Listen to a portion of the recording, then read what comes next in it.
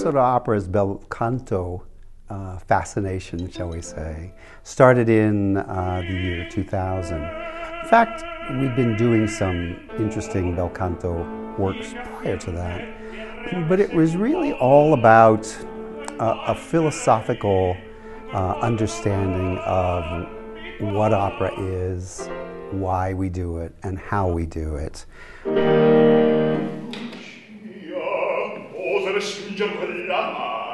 In the Italian world, the orchestral accompaniments were just based on kind of very simple, almost guitar strumming. You know, a sense of very simplistic sound where the voice would easily carry over the top. It was all about melody for the Italians in the bel canto style.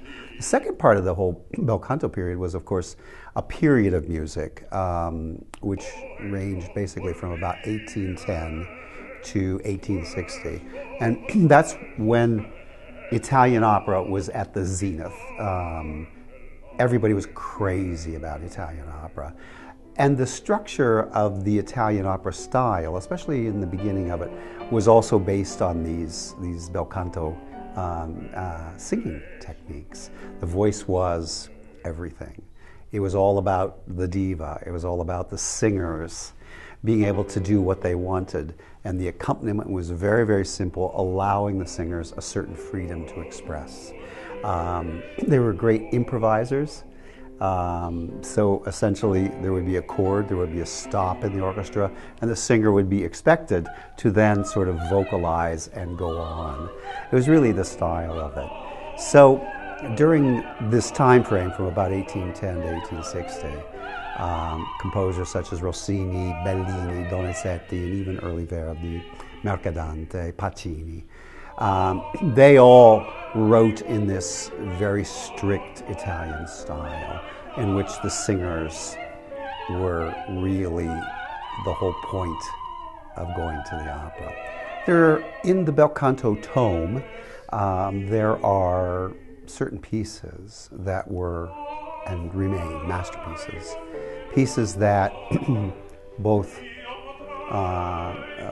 celebrated the Italian vocal technique, but also moved opera forward. In the case of Lucia di Lammermoor by Donizetti, it was a piece that dramatically moved the art form forward.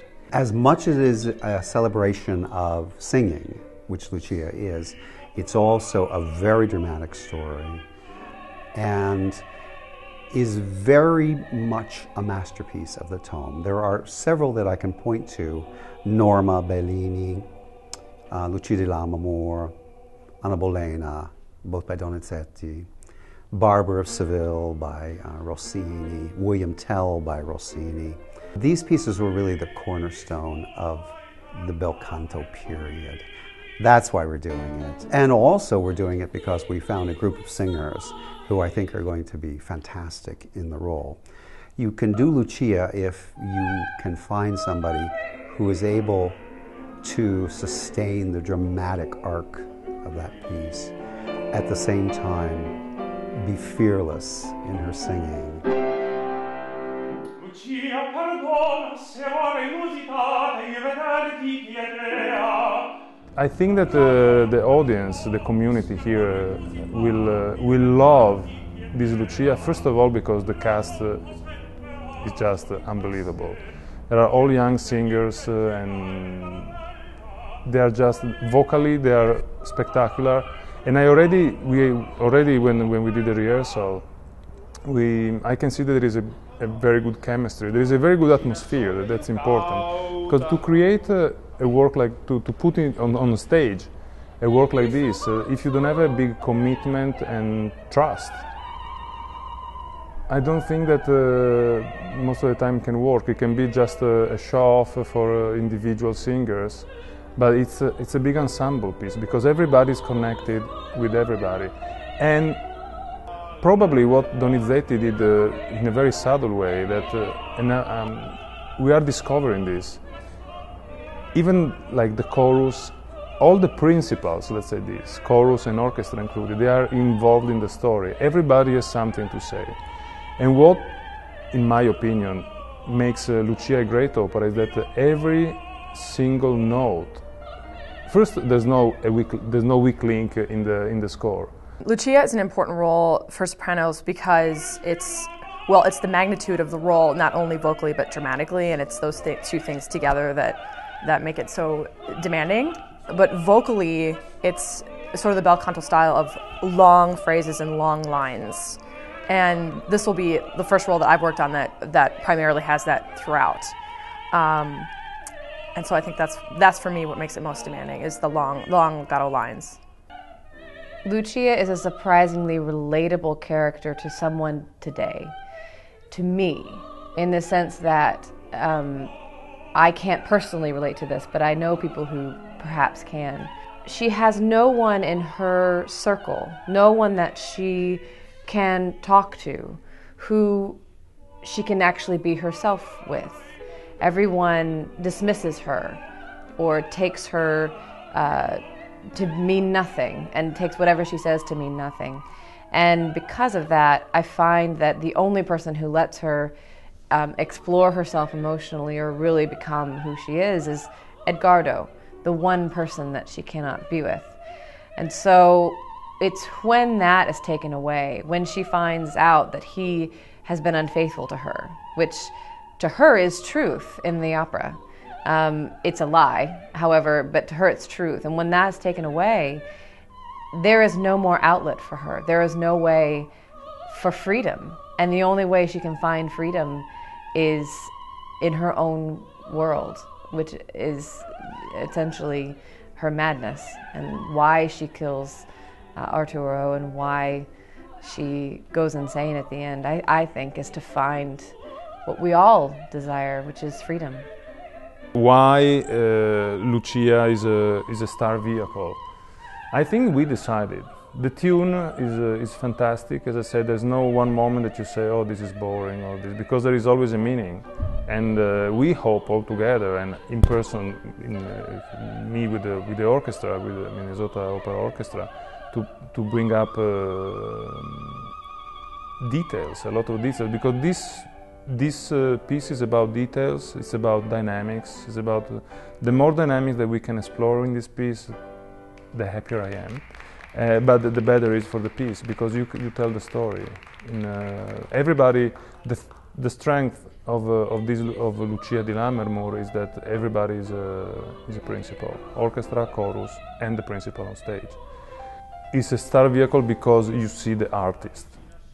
You don't see the singer in this piece, you see the artist in like full circle. And I think that's why it's a very hard role, and that's why when you do a role like this, it's not for granted that you become a star, but it's an arrival point as well. It's like you do Lucia when you don't do Lucia just to do Lucia. You do Lucia when you can do Lucia, and I think that's the reason, and that's why then that's the reason why the artists that we mentioned became who they were. Lucia is a benchmark role for a soprano. It is one that can be done by a myriad of different kinds of sopranos. You can have dramatic sopranos sing it. You can have light lyric coloratures sing it. Everyone from Montserrat Caballé to Natalie Dessay can all sing it in their own way and in a very convincing way that's true to the score.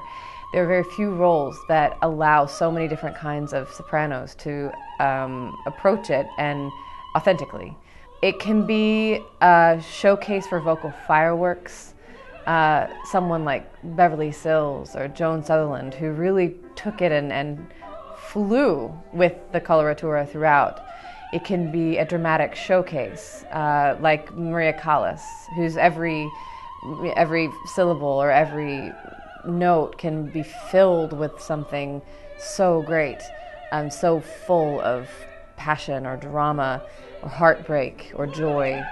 And it can be interpreted in so many different ways that it's something that the first time you do it is version number A, and the second time is version number B, and hopefully throughout your life you go through the alphabet several times over, exploring different ways and different facets of the character. So for sopranos, it's a role that that helps you find your vocal identity and also lets you explore different sides of yourself dramatically and vocally for a long time to come, hopefully.